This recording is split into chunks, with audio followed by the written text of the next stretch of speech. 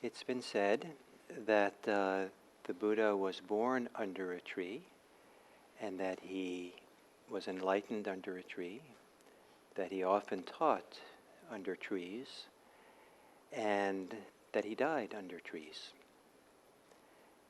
One story is told of when he recognized that this person was ripe for his deepest teachings. In order to give those teachings, he took the person deep into the woods and to sit in a grove of sal trees. These sal trees are kind of like the redwood trees of India. They're very majestic and tall.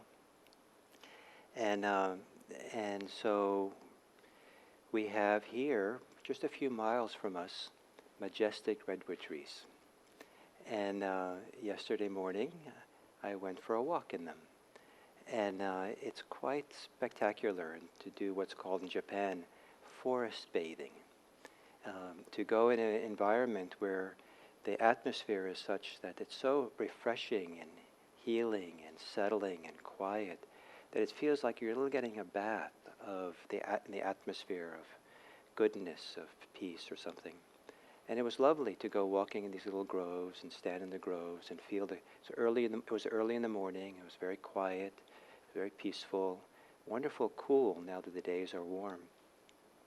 And it was easy to feel, kind of like in meditation, the world around us, the preoccupations of the mind, the engagement with the preoccupations of thoughts and ideas kind of recede as kind of an atmosphere of well-being, of peace, of refreshment, became more prominent, more predominant than preoccupations, concerns of life and all that. And this reference point of the peace of being in a natural setting, in my mind, is in the background of the teachings of the Buddha. If you go back to read these ancient texts, some of them can seem fairly dry, but some of them seem to represent the atmosphere or the kind of the inner atmosphere of those people who are practicing, and it's often associated with being in the woods or a kind of state that's like being in the peaceful woods. The Buddha would often encourage people when he encouraged them to meditate, probably just as often as he encouraged people to meditate, I think almost always he would add, or introduction to that encouragement, he would say, go sit at the foot of a tree to meditate. And there's something different that happens when you're meditating under a foot of a tree in a peaceful, safe environment than, many other places. And it isn't so much that that's the end result, to always sit under trees, but rather there's something about certain settings that can resonate with our inner capacity to have the same refreshment, the same peace and quiet inside. That is really the direction that the practice is going. Probably the most common description, kind of emotional description of the goal of Buddhist practice is peace.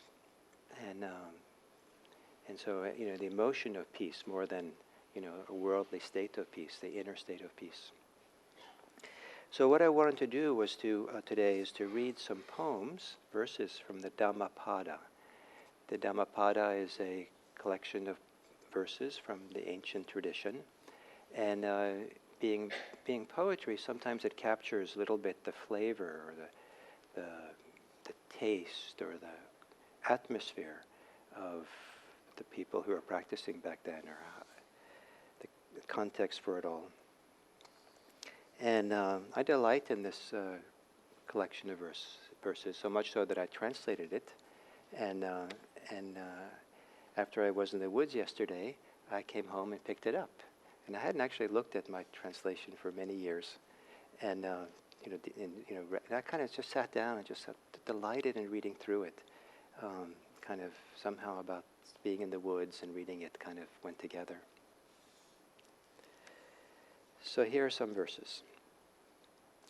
Delightful are forests, where the masses do not delight. There the passion-free delight. So to go into the forest to delight. What a great thing. Delightful are the forests. Tasting the flavor of solitude and peace, one becomes free of distress, drinking the flavor of Dharma joy. What a great, drinking the flavor of Dharma joy. Wow. And you get a little different flavor than if you read first and foremost that the Buddha taught there's suffering, cause of suffering, and end of suffering, and these 8 things you have to do to get the end of suffering. Those are good teachings, but drinking the flavor of Dharma joy, this forest bathing or Dharma bathing, sitting alone, resting alone, walking alone, and untiring, whoever has tamed oneself will enjoy being alone in the forest. Peaceful in body, peaceful in speech, the monastic, peaceful and well concentrated, has rejected the world's bait and is called the one at peace. Rejected the world's bait. Is there such a bait out there? Anybody been tempted or noticed that there's lots of bait? But peaceful in body, peaceful in speech, the one who is at peace. So the contrast sometimes in these ancient texts between this peacefulness of kind of forest-like peacefulness is fire. Sometimes they use the word fever a lot. The mind is feverish. Fever of anger, or the fever of lust, or the fever, of being caught up in some way. So here there's a poem. There is no fire like lust, no misfortune like anger, and no happiness higher than peace. Well, health is the foremost possession, contentment the foremost wealth, trust the foremost kinship, and nirvana the foremost happiness. So what do you think of contentment as the foremost wealth? Your friends can ask you, what are you doing? I'm amassing lots of wealth. What do you mean? The wealth of contentment. What about that? Because if you get a lot of that kind of wealth, then you're really set for retirement.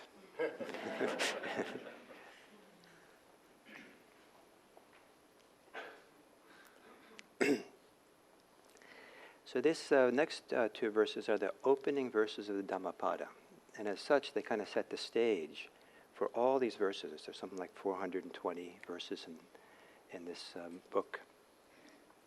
And so it's a pretty important kind of represents some real essence of these early teachings. And it goes like this. All experience is preceded by mind, led by mind, made by mind. Speak or act with a corrupted mind, and suffering follows as the wagon wheel follows the hoof of the ox. So all experience is preceded by mind.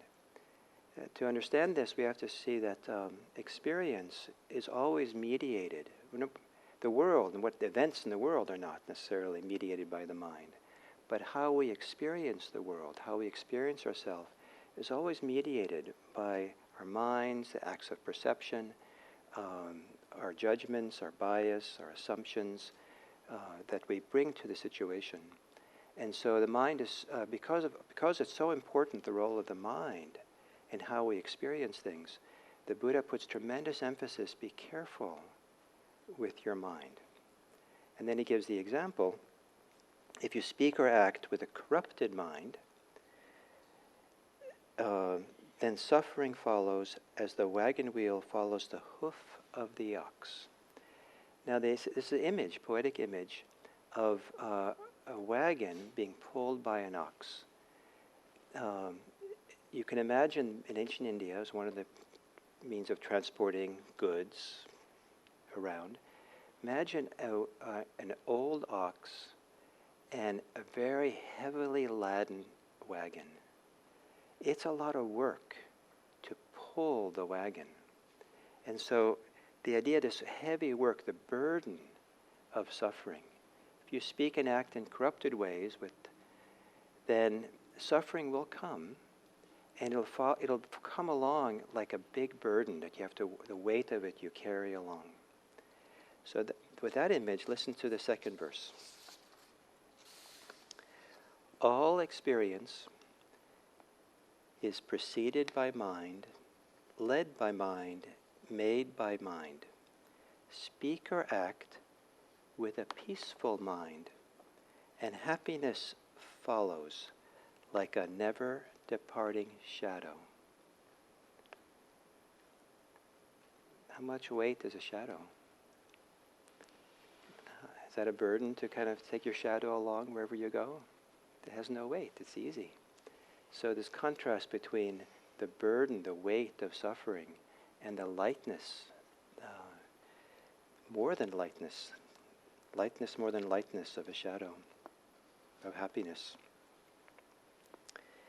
So because the mind, our own mind, has such a big role in our well-being, our happiness, and the conditions we set up for ourselves in our lives, the Buddha has this to say. Oneself, indeed, is one's own protector. What other protector could there be? With self-control, one gains a protector hard to obtain. So I think he recognized that it's hard to really have enough self-control, enough self-monitoring, enough self-awareness to be one's own protector. But this is the real protector. You protect yourself from your own suffering. There's something very powerful about watching your own mind, and then you protect yourself and protect that which is most valuable here for you. And then kind of in the same vein, whatever an enemy may do to an enemy, or haters one to another, far worse is the harm from one's own wrongly directed mind. That's quite something. No matter what an enemy can do to you, your own wrongly directed mind can do greater harm. And sometimes it's pointed out that if there's ways in which we might have enemies or people hate us, and sometimes some people help them out. They hate us, or they're angry with us, or they're our enemy, and they do things, and then we get feverish. We get caught up in anger ourselves and hate ourselves, and the reaction we have, helps them out. It helps us suffer. They want us to suffer, and we'll give them a hand how to do that. Not a mother, a father, nor any other relative can do as much good as one's own well-directed mind.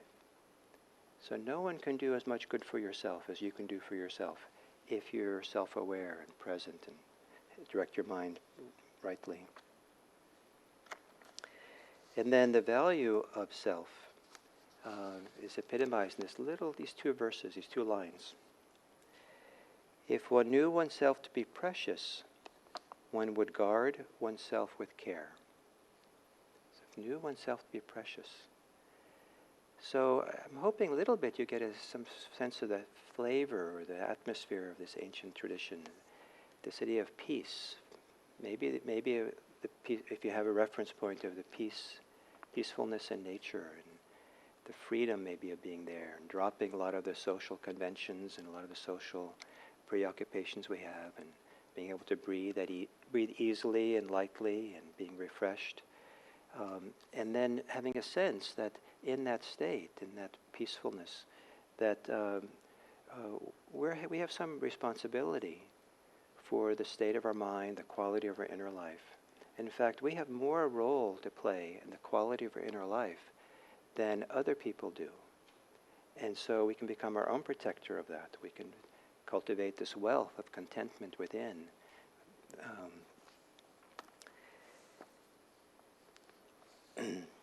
The restless, agitated mind, hard to protect, hard to control. So it's not easy. The Buddha he's saying it's not easy to do what he's encouraging people to do. The restless, agitated mind, hard to protect, hard to control. The sage makes straight, as a fletcher the shaft of an arrow. The mind, hard to control, flighty, alighting where it wishes. One does well to tame. The disciplined mind brings happiness. The mind, hard to see, subtle, alighting where it wishes. The sage protects. The watched mind brings happiness. They say a watched pot never boils. But a watched mind maybe never boils. You know, boiling and fever of anger and things like that. But a watched mind brings happiness.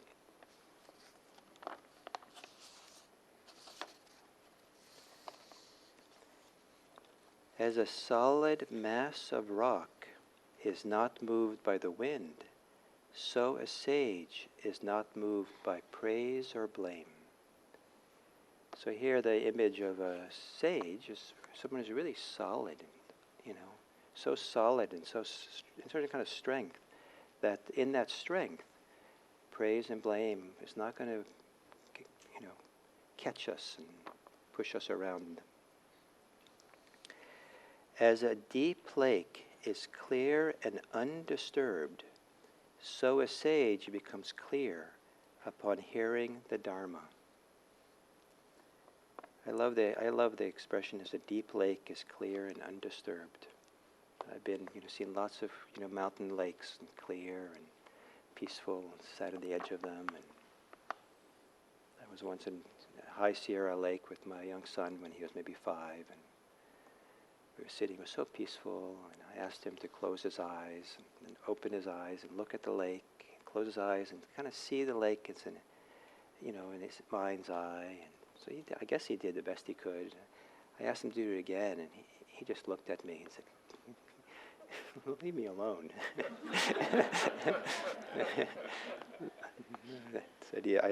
This idea of an imprint on him, this depth of the peace. As a deep lake is clear and undisturbed.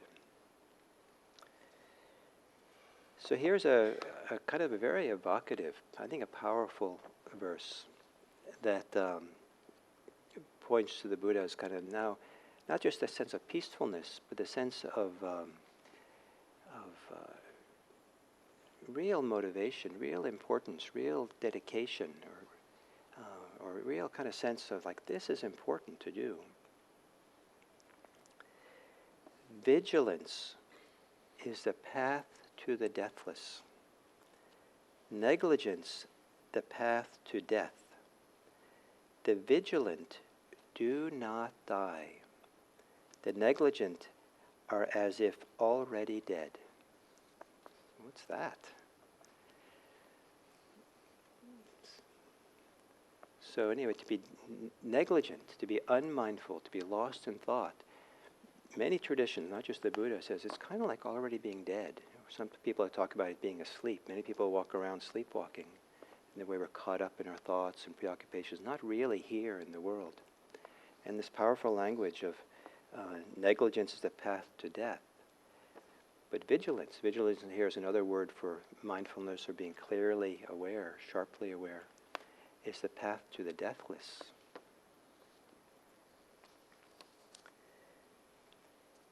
Knowing this distinction between these two paths, Vigilant sages rejoice in vigilance, delighting in the field of the noble ones. So this idea of delighting keeps coming back over and over again. This joy, delight, peace. And here, and happiness. So these are exclamations. I'm going to read now exclamations of joy or delight that by the Buddha or by people back in his time. Ah, isn't it great to have a poem that begins with ah? As I told you, it kind of gives you a little bit of flavor, some sense of it that's very different than kind of a dry, scholastic presentation of Buddhist teaching.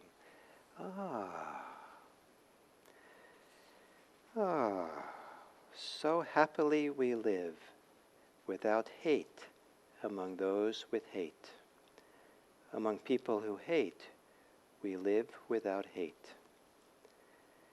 So happily we live without ambition among those with ambition.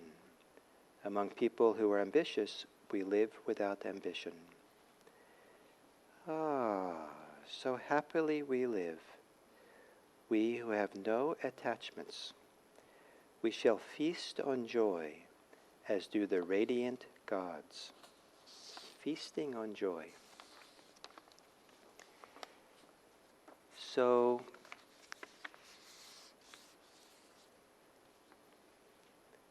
I don't know exactly how many Buddhist teachings are in these verses, but maybe there's something that's maybe as important or maybe more important for some of us, at least for me, when I kind of came back from being in the woods and reading this and kind of feeling this connection to people quite a time, over 2,000 years ago, who spent their time in natural settings much of their life. Buddhist monastics, spent a lot of time walking in the forests and farmlands of ancient India, sitting under trees. I'm pretty confident that they were not on their smartphones, that they managed their lives just fine without all the things that require electricity. And perhaps because of that, maybe there was easier access to a settled, quiet mind that didn't have the incessant preoccupation with thoughts, ideas, getting things, connecting to things, finding out things, doing things that sometimes is epidemic here in our society. But there were the concerns that were back then that are common today too. The fever of lust, the suffering of hate, and a lot of things that are just as true back then they are today. And so the people who touched alternatives to those things, people who touched the capacity for an inner life that had refreshment in it, inner life that was kind of like bathing in peace, kind of an inner spring, like an inner bath or lake that, where there's a upswelling of nourishment, of joy and peace and happiness, contentment, delight. Wow. To have all those together. And to have this as a visceral experience, to know how to kind of relax, let go, to know how to value these inner qualities, to see that they're important and useful, that they're more useful, more valuable than greed and hate, fear, all kinds of things that people are preoccupied with or caught in. There is something in us that's more valuable. And to begin to glimmer that and taste that and touch into that. And for the people who do, there's I think an amazing line in this text, Dhammapada, that says that people become disenchanted with suffering. Isn't that an amazing idea? I mean, who in the right mind would be enchanted with suffering? I mean, that doesn't it doesn't quite compute. But it is, maybe a lot of people are, because a lot of people suffer. And so that's kind of a challenging idea. I'm not enchanted with my suffering. Thank you. I hate my suffering. But what could this be? To be disenchanted with it. And I don't know exactly what it means to be, for you or for everyone to be disenchanted with suffering. And certainly have a lot of respect for the suffering people experience. But there is, rather than solving all our sufferings that we have, there is sometimes an appropriate shifting the paradigm or shifting the orientation by having access to a genuine sense of inner well-being, peace, settledness. That can help some of our suffering dissolve rather than having our suffering be solved. And perhaps some of the greatest suffering that you experience, it's better off dissolving it than solving it. It's maybe more realistic. And so, where do you go to be forest-bathed? Where do you go to drink the Dharma joy? And the hope, the answer is in here, in you. So,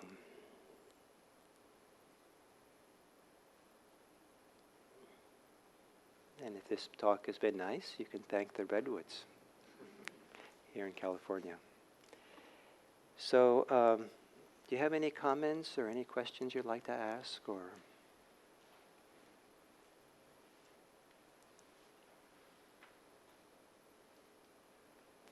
Hi, Gil. Thank you for your talk. I'm curious about the difference between resolving and dissolving. Resolving and dissolving? Resolving and dissolving. Resolving and dissolving. Did you comment on that, or was it just my hearing? I didn't use the word resolving. Okay. I said the difference between solving and dissolving. Okay.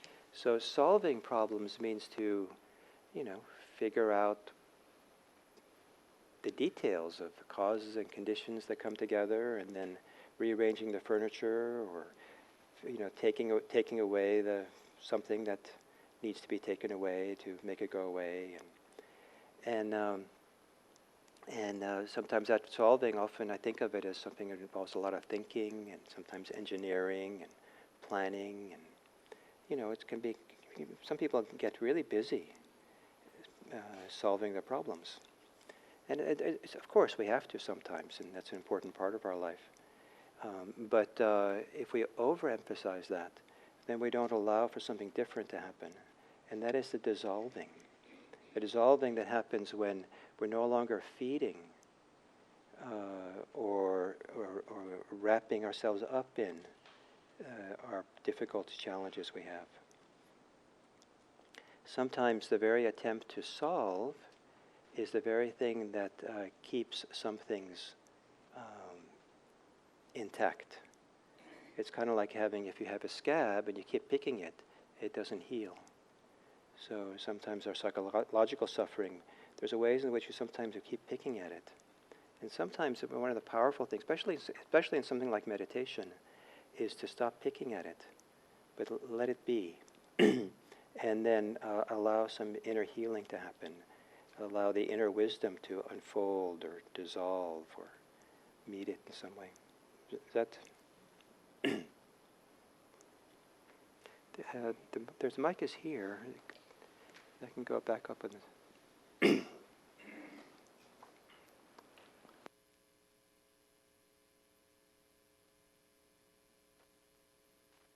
First, I'd like to give thanks to you, Gil, that you've spent most of your adult life in propagating the Buddhist teachings here in the West in California, and for the wonderful IMC here in Redwood City. What a great gift it is to myself and all the people assembled here, and all the thousands of people who have benefited from IMC and you and the other leaders' leadership. A moment ago when you spoke about sitting at the base of a tree, I noticed outside the window to the east, just beyond us, there is a tree, and I felt we were all sitting at the base of a tree as I looked up at it. And if I may be so bold, if we faced that tree, we would feel more like we were in a grove. Mm. And if this wall here on my right, directly opposite you, were taken out, and you only had some vertical pillars to support it, Uh-huh. everybody could face to the east under the grove tree. Mm. And again, if I may be so bold, I've been coming off and on probably for 20 years, and almost every time you have to ask if the people outside in the other room can hear. But if we put speakers out there, it would be great for them. Great. So please forgive my boldness for making such Well, suggestions. thank you for the appreciation, and thank you for evoking the wonderful tree we have there. It's only become visible in the last year or so because we changed the windows. It's been a delight to have that light, the tree, the green coming in. And it would be lovely to have more open here. When we first moved here, before we did some remodeling, IMC had 7 doors to the outside. And 7 somehow, to me, is kind of a symbolic number. And I loved that, the idea that we had 7 doors to the world around us, because the idea for me was we're really fluid with the world around us, coming and going, and open, and we're available to anybody to come and go, and at ease. So having it open that way is a great thing. And we're still working on the sound system and trying to improve it all the time. And there is a speaker out there actually, and but some of it has to do with my voice. And some things you can solve, but having my voice dissolve too much doesn't work so well. So I know I should probably speak up louder, but so it's a little bit hard for figuring out the volume to adjust, and so it's part of our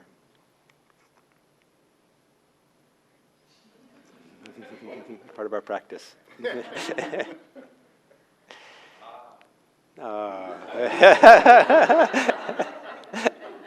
have to have something to practice with.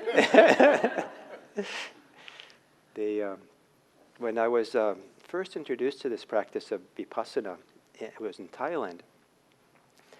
And it was in a monastery back then, was on the edge of Bangkok. Probably now Bangkok has gone far out beyond it. But it was the edge of Bangkok, and it was, it was not a quiet monastery. And it's very hard to find quiet monasteries in Thailand and Burma. And, you'd think that they were really quiet. But so you learn to practice with the noise. But then I went in a couple of times into Bangkok to the headquarters of one of the big Thai sects of Thai Buddhism, monastic orders, and to visit someone. And big complex of buildings, apartment buildings kind of thing. But there was this lobby of resident halls for monastics, big lobby. And come in through the door, there's a big desk, and there's a phone or phones on the desk, and there's a monk who's sitting at the desk who is taking phone calls and yelling to people here and there, and people coming in and out, and there's steps going up to the different, floors. There's a lot of traffic. And then, but then you go in, and the other end of from the entryway, the steps going up, kind of on the right, and then on the left, kind of underneath the steps, that's where they had, where they did vipassana meditation. And there was probably, I don't remember how many, but 10, 12, 15 people there, whenever I came, who were sitting there meditating in that noisy, busy lobby, doing their vipassana meditation. And I loved it, that this practice we do can be done anywhere.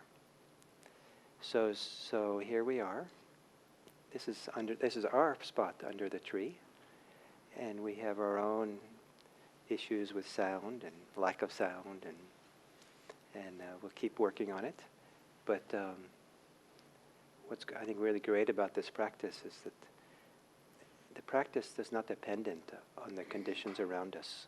It's dependent on how we hold those conditions, and we can hold them better if we discovered the peace inside of ourselves. And that peace then can spread and hold the world. Discover the love inside of us, and then that love can spread and hold the world in its love. May your peace and your love hold all beings.